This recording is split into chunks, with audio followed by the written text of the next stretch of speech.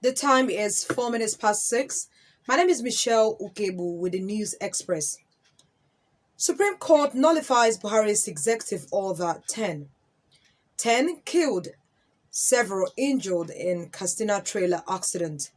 US President asked Americans to leave Ukraine as fears of Russian invasion mount. Plus, Cristiano Ronaldo Jr. signs for Man United.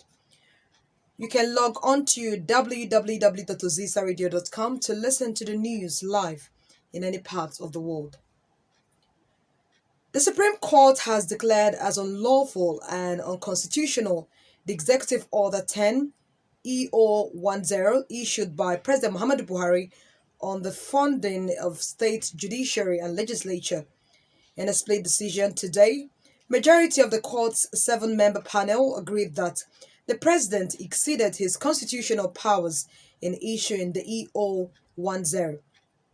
Six out of seven members of the panel proceeded to void and set aside the EO10. The majority decision also held that it was not the responsibility of the federal government to fund the capital and recurrent expenditures of the superior courts created for states under Section 6 of the Constitution. However, all the seven members agreed that the states were not entitled to be refunded all they have spent before now to maintain those courts. It can be recalled that governors of the 36 states filed a suit against the federal government on the funding of the judiciary and the constitutionality of the EO10. Ohanes Ndigbo Worldwide has alleged that an ongoing secret negotiation between Igbo politicians, leaders, and the federal government to release Nnamdi Kanu should also include other Igbo youths detained in various prisons across the South-South and Southeast.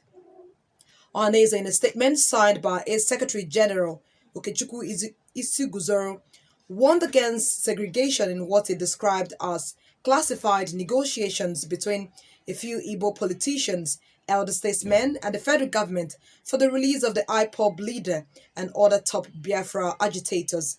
The Apex Igbo Sociocultural Organization said it has in good authority that not more than 983 Biafran detainees are incarcerated in various correctional facilities across the seven Igbo-speaking states.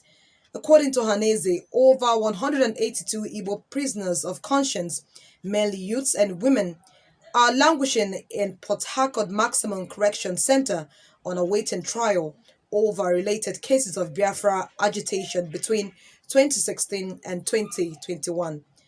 The group said that whatever Kanu stands to benefit must be extended to others whose crimes were only wearing of Biafra costumes and identity cards. Reports says at least 10 people have been killed in a road crash involving a trailer in Castina State. The spokesman for the FRSC command in Castina, Abubakar Usman, confirmed the incident to newsmen today. The trailer, loaded with 18 passengers and an unspecified number of cattle, was said to have lost control and crashed on Thursday night at Gora village in Malumfashi local government area of the state. As a result, 10 people lost their lives and the remaining 8 sustained varying degrees of injury. Many of the cattle also died on the spot. According to information from the FRSC rescue team, the driver was sleeping while the long vehicle was on motion leading to the accident. The FRSC official appealed to drivers to desist from embarking on night journeys, which he said often lead to fatal accidents. Residents of Ogun State have started feeling the impact of fuel scarcity having its toll on the entire nation. This is as the majority of the fueling stations in the state refused to dispense fuel to customers on Thursday evening. Recall that many filling stations across the nation have stopped operations due to the adulterated fuel in circulation. As motorists move from one place to another in search of fuel, other residents were seen with jerry cans seeking to buy fuel for their power generators, grinding machines, and others. Reports revealed that the NNPC mega station in Oke Mosan had its gates closed to customers. However, there were long queues at few of the stations selling fuel like Prudent in Iyana Mortuary and Fatbems in Isale, Iben.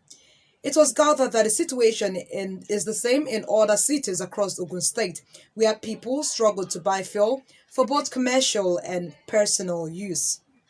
Meanwhile, residents of Ogun State have called on the federal government to find a lasting solution to the problem, saying they could not be battling lack of electricity and lack of fuel at the same time. Onando PLC has disclaimed information making rounds that it imported adulterated premium motor spirit into the country, in contrast to what the Nigerian National Petroleum Company Limited said on Wednesday. The NNPC Group Managing Director Mela Kyari has said the national oil firm received on January 2022 a report from its quality inspector on the presence of emulsion particles in PMS cargoes shipped to Nigeria from Antwerp, Belgium. He said NNPC investigation revealed the presence of methanol in 4 PMS cargoes imported by its direct purchase suppliers.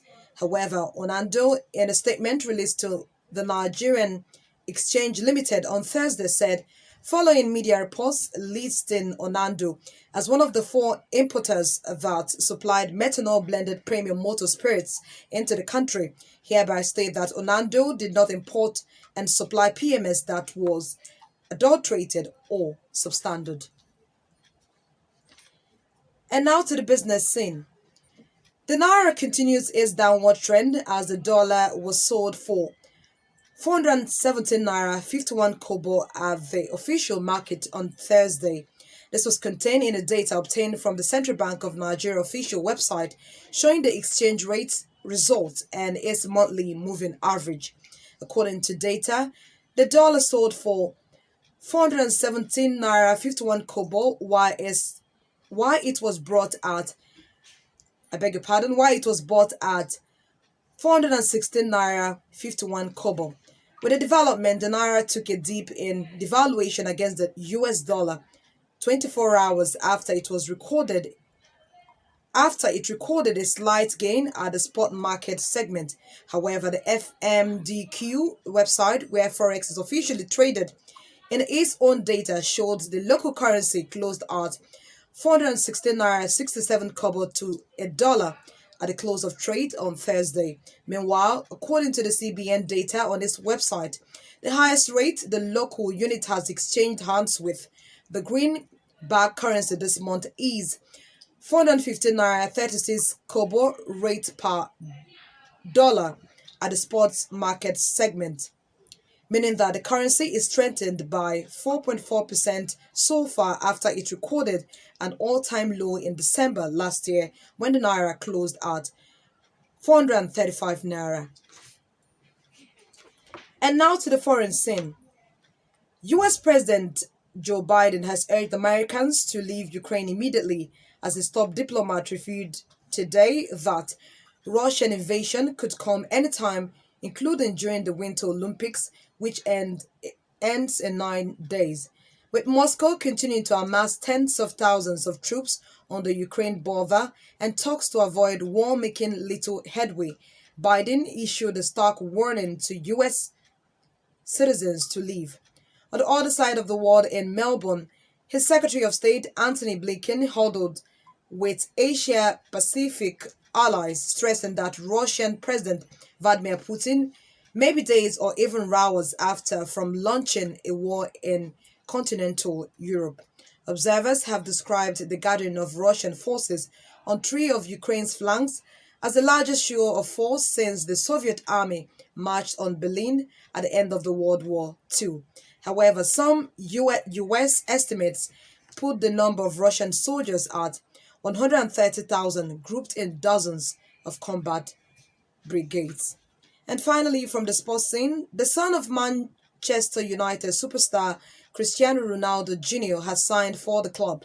The father has always posted images and videos of his son training on his social media platforms.